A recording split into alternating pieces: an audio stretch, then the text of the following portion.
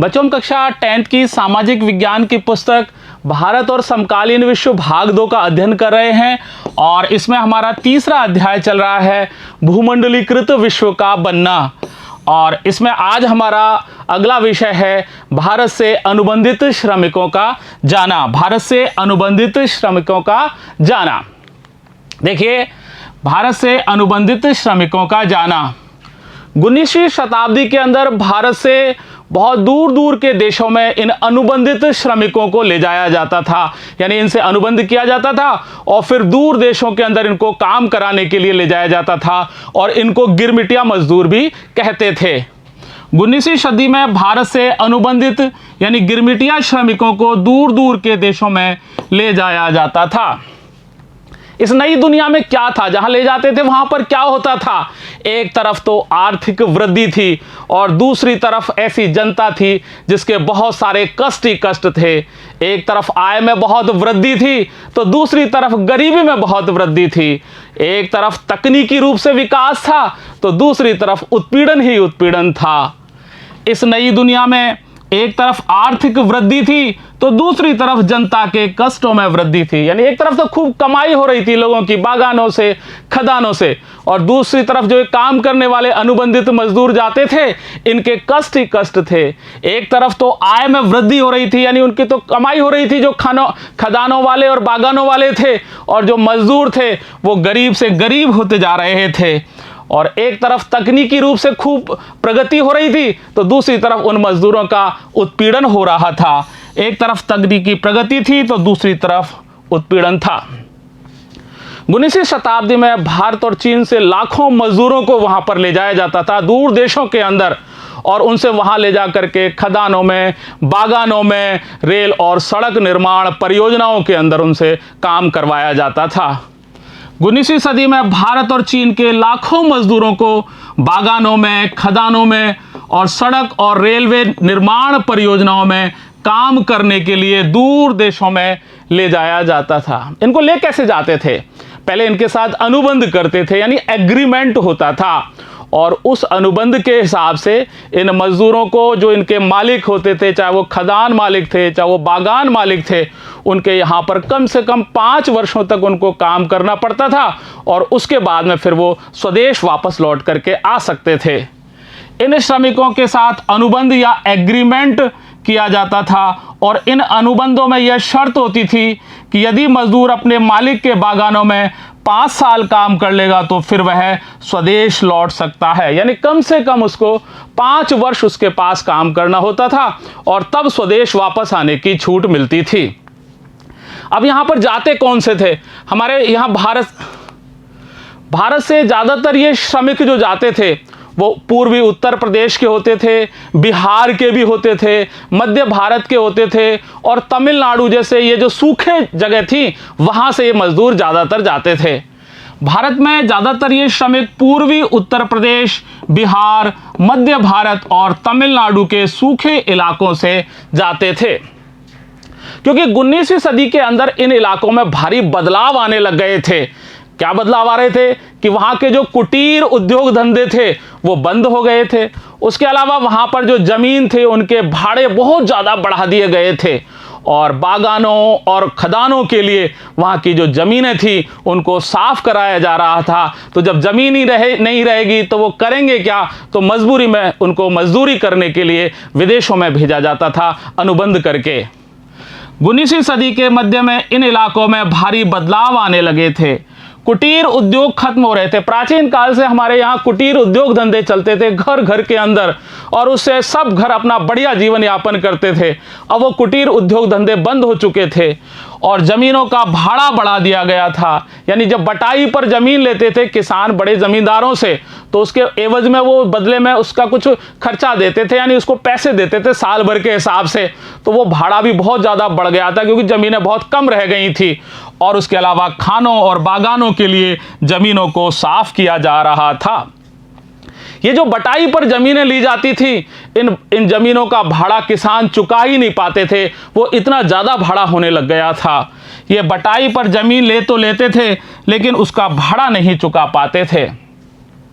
और फिर उनके ऊपर इतना ज़्यादा कर्जा चढ़ जाता था कि उस कर्जे को चुकाने के लिए उनको कुछ काम करना जरूरी हो जाता था, और इस काम करने के लिए उनको अपना घर बार छोड़ना पड़ा, यानी घर बार छोड़ने के लिए उनको मजबूर होना पड़ा। उन पर कर्जा चढ़ने लगा तो काम की तलाश में उन्हें अपने घर बार छोड़ने लगे। अब यहां से मजदूर जाते कहां थे, प्रश्न यह है। तो भारत से ये जो मजदूर ज़्यादातर कैरेबियन द्वीप समूह में जाते थे, या इसके अलावा ये मॉरिशस जाते थे या फिजी, इन 3 जगहों पर मुख्य रूप से जाते थे। कैरेबियन द्वीप समूह में भी त्रिनिदाद में, गुयाना में और सूरीनाम में इनको ले जाया जाता था। भारतीय श्रमिकों को मुख्य रूप से कैरेबियन द्वीप समूह में, जो कि वहां पे त्रिनिदाद, गुयाना और सूरीनाम में जाते थे, उसके अलावा मॉरिशस और फिजी में इनको ले जाया जाता था।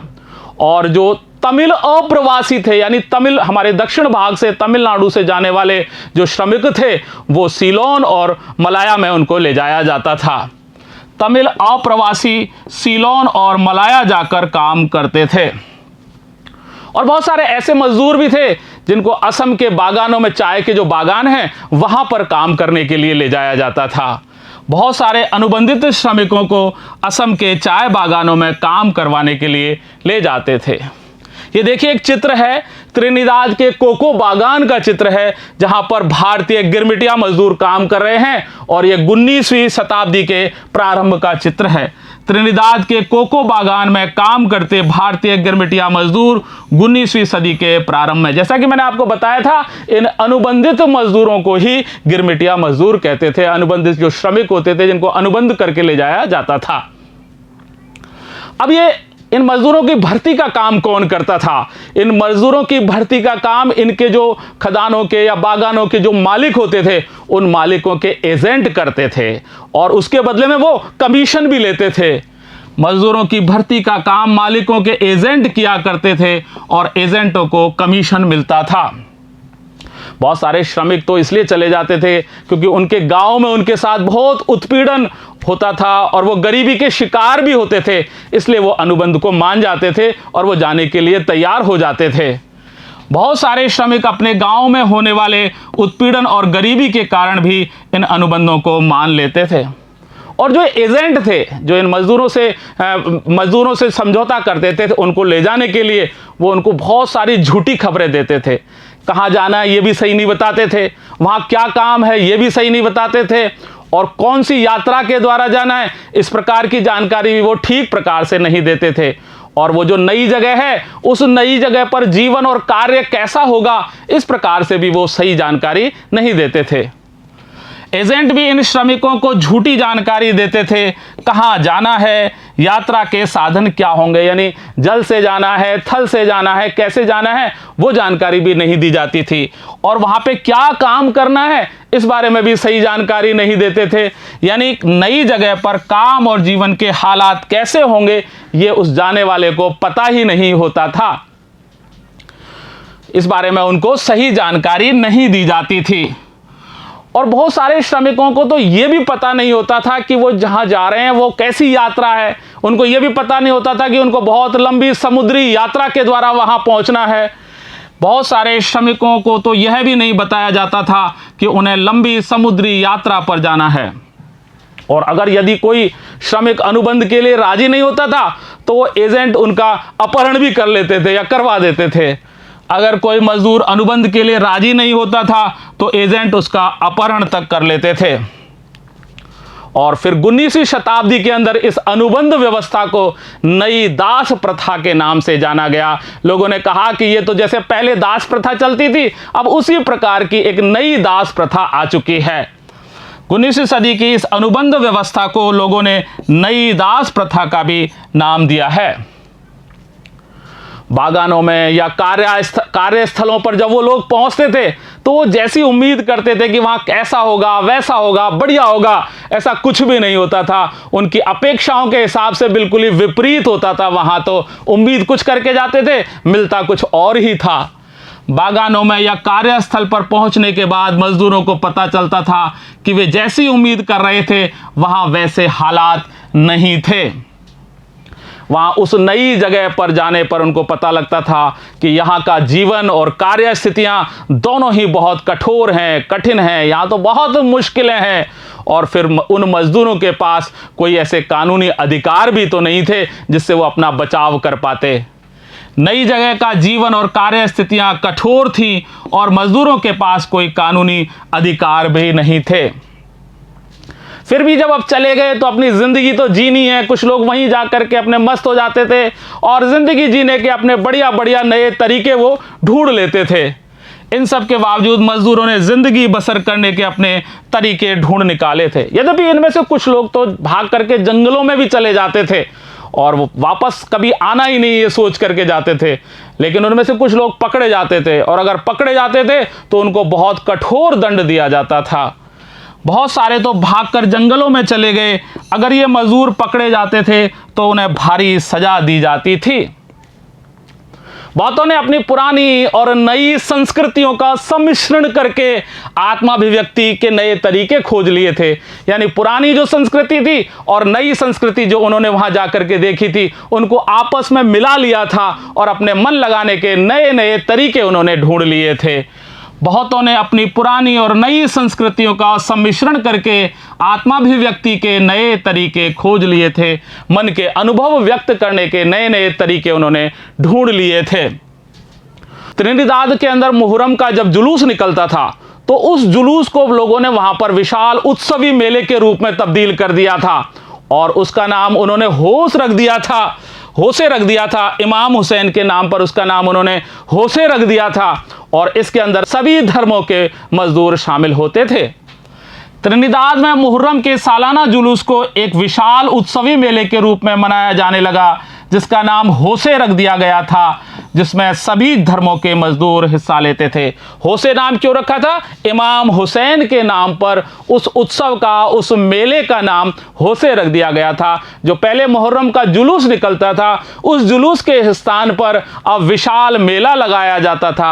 उस मेले के अंदर सभी धर्मों के लोग भाग लेते थे बढ़ चढ़ करके। इसी प्रकार वहां पर रास्ताफरियानवाद नामक एक विद्रोही धर्म का उदय भी हुआ था और उस धर्म के अंदर जो कैरेबियन लोग थे और भारतीय श्रमिक थे, उनके संबंधों की झलक साफ दिखाई देती थी। यानी इस धर्म को कैरेबियन लोग भी मानते थे और भारतीय लोग भी मानते थे। तो इस धर्म के अंदर दोनों ही जगह के लोगों की जो संबंध उनके प्रगाढ़ हो गए थे, उसकी झलक साफ रूप से देखी जा सकती थी। इस प्रकार रास्ताफरियानवाद नामक विद्रोही धर्म में भारतीय श्रमिकों और कैरेबियन लोगों के बीच संबंधों की झलक देखी जा सकती थी।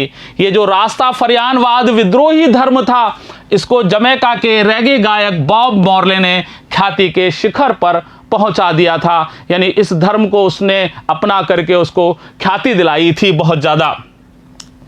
और त्रिनिदाद और गुयाना के अंदर एक चटनी म्यूजिक भी था वहां पर, जो भारतीय मजदूरों की रचनात्मक अभिव्यक्ति को दर्शाता है कि वो रचनात्मक रूप से कितने बड़े थे, यानी उनकी रचनाएं कितनी अच्छी थी।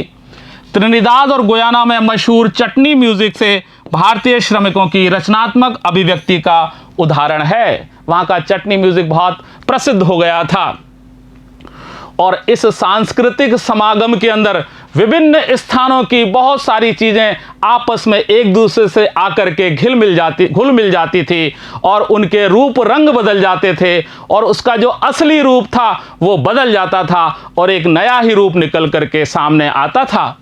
इस सांस्कृतिक समागम में अलग अलग स्थानों की चीजें आपस में घुल मिल जाती थी और उनका मूल पहचान तो गुम हो जाती थी और नया रूप में निकल करके सामने आता था। यानी संस्कृतियों का जब आपस में मिलन होता था, सम्मिश्रण होता था, तो एक नई चीज निकल करके सामने आती थी। और इस प्रकार से ये देखा गया कि बहुत सारे मजदूर तो अनुबंध समाप्त होने के बाद में भी वापस वहां से लौट करके ही नहीं आते थे। कुछ आते भी थे तो थोड़े समय यहाँ रहने के बाद में वापस अपने उसी नए ठिकाने पर ही लौट जाते थे। ज़्यादातर श्रमिक अनुबंध समाप्त हो जाने के बाद भी वापस नहीं लौटे। कुछ वापस लौटे भी तो कुछ समय बिताने के बाद अपने उन नए ठिकानों पर वापस चले गए थे।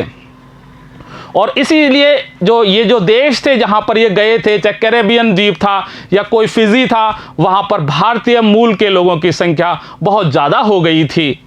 इसी कारण से इन देशों में भारतीय मूल के लोगों की संख्या बहुत ज़्यादा पाई जाती है। और देख लीजिए आप, बहुत प्रसिद्ध व्यक्तियों को देखिए आप।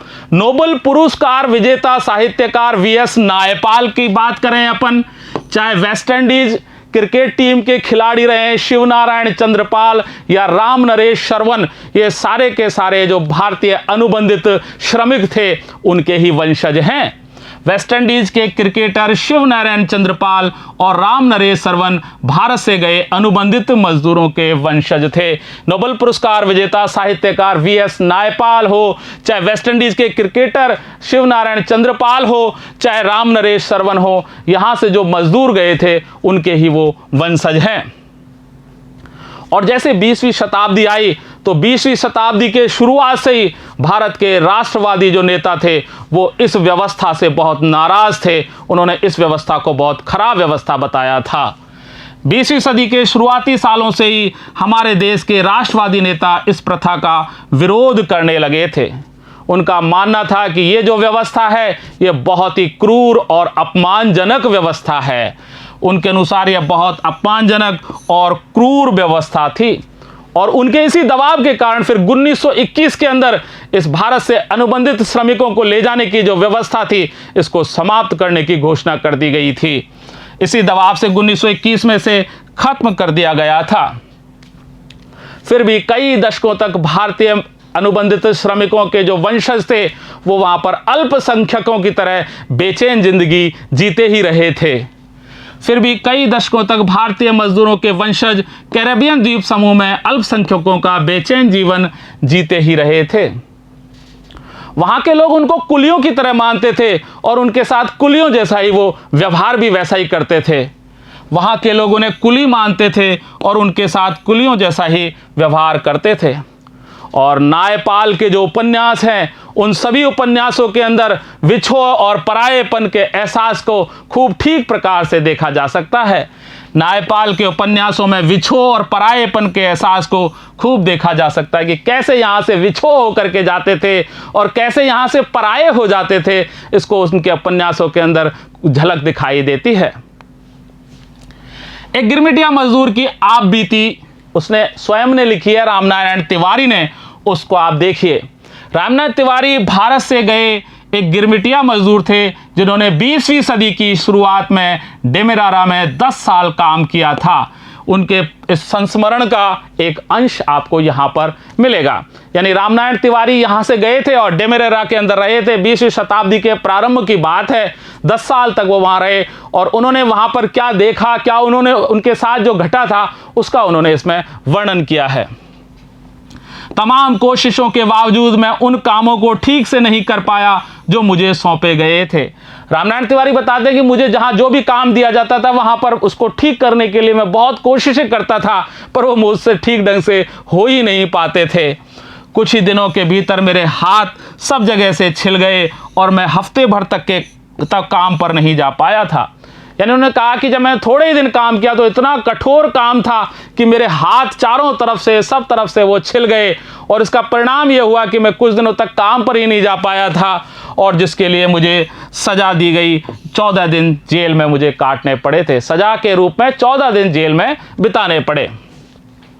नए अप्रवासियों को काम बहुत भारी पड़ता था और वे दिन भर में अपना काम पूरा नहीं कर पाते थे। उनका कहना था कि वहां पे जो भी कोई नया अप्रवासी जाता था तो उसको वो काम बहुत कठिन होता था, वो उसके प्रैक्टिस में भी नहीं होता था, उसको बहुत कठिन काम पड़ता था और पूरे दिन में उनसे वो काम पूरा हो भी नहीं पाता था। अगर काम संतोषजनक ढंग से पूरा नहीं हुआ तो तनख्वाह भी काट ली जाती थी। अगर वो तब भी उनके कार्य से अगर वो खूब काम करते और कार्य से अगर वो ऊपर वाले यानी जो बागानों के मालिक थे या उनके नौकर थे वो उनके कामों से संतुष्ट नहीं होते थे तो उनकी तनख्वाह काट ली जाती थी। इसलिए बहुत सारे लोगों को उनका पूरा वेतन ही नहीं मिल पाता है और उन्हें तरह तरह से सजा भी दी जाती है। जब तनख्वाह पूरी नहीं मिलेगी, वेतन पूरा नहीं मिलेगा और उसके अलावा उनको सजा भी दी जाती थी तो बहुत ही कठिनाईपूर्ण वहां जीवन जीते थे। दरअसल मजदूरों को अपने अनुबंध की अवधि भारी मुश्किलों में बितानी पड़ती थी। ये 5 साल या 10 साल का जो भी उनका अनुबंध होता था और वहाँ जब वो रहते थे वो अवधि उनके लिए बहुत ही मुश्किलपूर्ण होती थी, बहुत कठिनाई वाली होती थी। अब देखिए, विदेश में भारतीय उद्यमी यानी विदेशों में भारतीयों का व्यापार। विश्व बाजार के लिए तो खाद्य पदार्थों की आवश्यकता थी और फसलों के लिए पूंजी की आवश्यकता थी। खाद्य पदार्थ कहाँ से मिलेंगे? फसलों से। और फसलें कहाँ से मिलेंगी? पूंजी से। विश्व बाजार के लिए खाद्य पदार्थ और फसलें उगाने के लिए पूंजी की आवश्यकता थी। बड़े बागानों के लिए तो बाजारों से और बैंकों से ऋण मिल जाते थे, कर्जे मिल जाते थे, लेकिन छोटे किसानों को पैसा कहाँ से मिलता? तो उनके पास तो वही पुराने साहूकार और महाजन ही थे। बड़े बागानों के लिए तो बाजार और बैंकों से पैसा मिल जाता था, लेकिन छोटे किसानों के लिए तो साहूकार और महाजन ही थे। और देखिए, दो बड़े बैंकर और व्यवसायों की व्यापारियों की बात करते हैं हम, शिकारीपुरी श्राफ और नट्टू कोट्टई चेट्टियार। ये दो बड़े ऐसे बैंकर और व्यापारी थे जो मध्य और दक्षिणी पूर्वी एशिया के अंदर जो यहाँ से फसलों का निर्यात किया जाता था, या ये जो ऐसी खेती की जाती थी जिनका निर्यात बाद में मध्य एशिया और दक्षिण पूर्वी एशिया के लिए होता था, उन फसलों को करने वालों के लिए ये लोग कर्जे देते थे। ऐसे बैंकर और व्यापारी थे जो मध्य एवं दक्षिण पूर्वी एशिया में निर्यात की जाने वाली खेती के लिए कर्जे देते थे। जो लोग यहाँ पर निर्यात करने के लिए खेती करते थे, उनको ये लोग कर्जा देते थे। अब वो कर्जा कहाँ से देते थे? या तो अपनी जेब से देते थे, या वो यूरोपीय बैंकों से पैसा लेते थे, खुद भी उधार पैसा लेते थे यूरोपीय बैंकों से, और फिर वो कर्जा देते थे। इसके लिए या तो वे अपनी जेब से पैसा लगाते थे या यूरोपीय बैंकों से कर्जे लेते थे। और उनके पास में एक बहुत बढ़िया व्यवस्था भी थी। दूर दूर तक पैसा पहुंचाने के लिए उनके पास एक व्यवस्थित पद्धति भी थी। सिस्टमेटिक तरीका ऐसा था जिसके द्वारा वो दूर दूर तक पैसा पहुंचा देते थे। उनके पास दूर दूर तक पैसे पहुंचाने की एक व्यवस्थित पद्धति भी होती थी। और उनके पास देसी स्वरूप के व्यावसायिक संगठन भी थे जो ये काम करते थे उनके लिए दिन रात। उन्होंने देसी स्वरूप के व्यावसायिक संगठन विकसित कर लिए थे, जो पैसा पहुंचाना, पैसा निवेश करना, कर्जे पे देना, इस तरह के जो उनके सारे कार्य होते थे, फसल के लिए पैसा देना, वो सारे कार्य, दूर दूर तक पैसे पहुंचाने का कार्य वो लोग, उस संगठन के लोग किया करते थे। देसी स्वरूप का व्यावसायिक संगठन उन्होंने स्थापित कर लिया था। और जब अफ्रीका के अंदर यूरोपीय औपनिवेशकार जैसे ही अफ्रीका के अंदर पधारे, यानी वहां पर आए थे, तो आप देख लीजिए हमारे यहाँ के व्यापारी और महाजन भी उनके पीछे पीछे ही वहां पहुंच गए थे। इतने तगड़े व्यापारी थे हमारे यहाँ के। अफ्रीका में यूरोपीय उपनिवेशकारों के पीछे पीछे भारतीय व्यापारी और महाजन भी जा पहुंचे थे। और हैदराबादी सिंधी व्यापारी तो उनसे भी 2 कदम आगे निकल गए थे, यानी वो सबसे आगे थे, क्योंकि उन्होंने 1860 के दशक में ही पूरे विश्व के जो बंदरगाह थे उन पर अपने बहुत बड़े बड़े एम्पोरियम खोल लिए थे, बड़ी बड़ी दुकानें खोल ली थी। हैदराबादी सिंधी व्यापारी तो उनसे ही आगे जा निकले। उन्होंने 1860 के दशक में ही दुनिया भर के बंदरगाहों पर अपने बड़े बड़े एम्पोरियम खोल लिए थे। और इन एम्पोरियमों ने, इन दुकानों के अंदर जो सैलानी आते थे उनको देसी विदेशी बहुत आकर्षक सभी प्रकार की चीज़ें वहाँ पर उपलब्ध हो जाती थीं। इन दुकानों से सैलानियों को आकर्षक स्थानीय और विदेशी चीज़ें मिलती रहती थी, यानी जो भी चाहिए वो वहाँ पर उनको उपलब्ध हो जाता था। और उनका यह व्यापार बहुत फलता फूलता व्यापार था, क्योंकि इससे यहाँ से अब क्या होता था, इन बंदरगाहों से सुरक्षित और आरामदेह जलपोत जाने लग गए थे। जो सैलानियों की संख्या दिनों दिन वहाँ पर बढ़ती जा रही थी, निरंतर सैलानी ज़्यादा से ज़्यादा आते जा रहे थे, और ये जो हैदराबादी सिंधी थे इनकी बिक्री भी बहुत बढ़ती जा रही थी। यह एक फलता फूलता कारोबार था, क्योंकि सुरक्षित और आरामदेह जलपोतों के आ जाने से सैलानियों की संख्या भी दिनों दिन बढ़ने लगी थी। और इस प्रकार से बच्चों, हमने आज भारत से जाने वाले जो गिरमिटिया मजदूर थे उनके बारे में अध्ययन किया, और अब हम यहीं पर विराम लेते हैं। अगले भाग के अंदर हम भारत के व्यापार और उपनिवेशवाद के बारे में अध्ययन करेंगे। धन्यवाद।